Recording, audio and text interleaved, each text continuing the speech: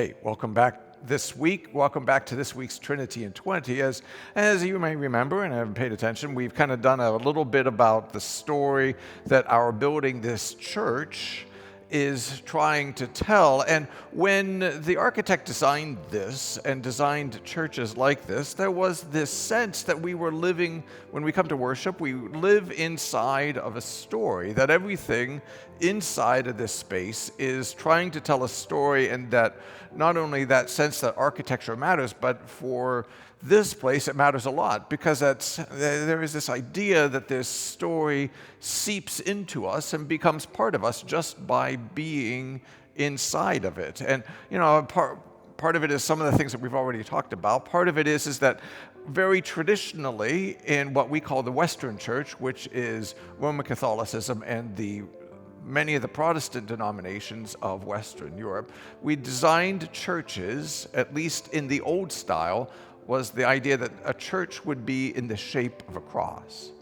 And you can even see that within this church. There is the main aisle, then the two smaller transepts. It's a small image of a cross, but that is that when we worship, we are here in that central story of Jesus' work here on earth, that story of our salvation, which is accomplished by his death and God's resurrection of Jesus. And as we've said before, there's signs and images of that all over the place. But one of the main places where, as you would imagine, that is talked about is the altar. And the altar is that place where we talk about that story of Jesus' sacrifice, where we celebrate Holy Communion either here or the small altar that we bring down to be closer to the worshiping congregation. But here, and especially here in this sort of focal point, which is a focal point is telling that story of Jesus that we are enmeshed in on a week-by-week basis. But here on the altar, there are a couple of things to actually note that are intertwined with that story. And the first is that the altar itself, as you would imagine, is almost body-sized. And if you could get underneath the fair linen and the altar frontal, you would see carved into the surface of the altar 5 crosses. That is then echoed on this piece that is on the top. It's called the fair linen, and you'll notice that it's long. And the idea of this is that this linen, this piece of cloth, represents the cloth that was used to bind up Jesus' body after his death before he was placed in the tomb. And then on top of that are the symbols that I said are carved in the altar, but also here on the top, there are always, by tradition, 5 crosses on the top of a fair linen.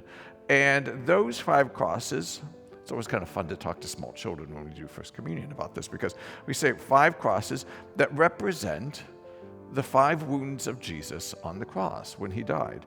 And so there would be 2 representing the 2 for his feet, 2 representing 2 for his hands where the nails held him to the cross.